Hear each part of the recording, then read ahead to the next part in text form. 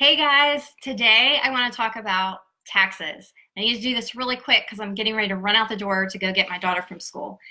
But taxes, yay, right? Well, I'm going to talk about the one good thing about taxes, getting a tax refund. And I thought that I would share my plan for what I plan to do with my taxes as soon as it hits my checking account. Because if it sits there for any time, I'm afraid it'll get spent. So I've got a plan for it. As soon as it hits that checking account, it's going to go in 3 different directions. So the first place I'm going to send it, I'm going to take half of it, and I'm going to take half and send it straight to my emergency fund. And our emergency fund is money that's sitting there waiting for life to happen. If we have to go to the ER for something, if somebody has an accident, if the dog has to go to the emergency vet, she's coming over here now. Hello. Do you want to say hi? Say hi. So that money is sitting there in case we need it for some type of emergency.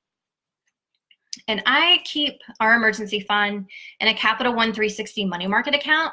And the reason why is because it's far away from the checking account. I have to log in specifically to my Capital One account if I want to see how much is in there. So there's no temptation, if it were in the checking account, to spend it. And also, I like Capital One because their interest rates are really good. So I've looked around on the market, and Capital One has some of the highest paying money market accounts.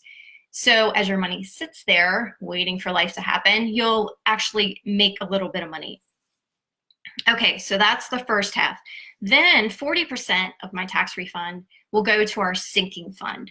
And our sinking fund is just a fancy word for savings that's sitting there ready to pay things like, you know, those bills that come up every once in a while or occasionally, periodically, like insurance or car taxes. We actually have a pretty significant bill that comes due in April.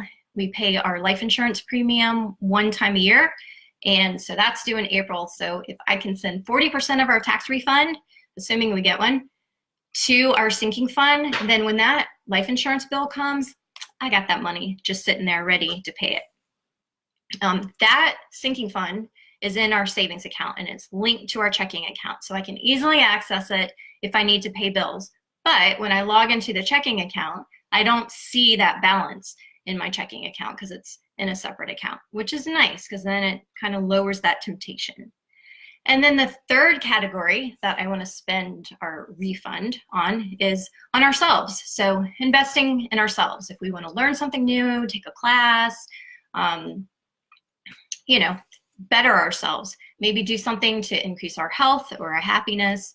We'll probably also take a little bit of it and just go have a fancy dinner because we don't get to do that very often. So just something to have fun and kind of indulge.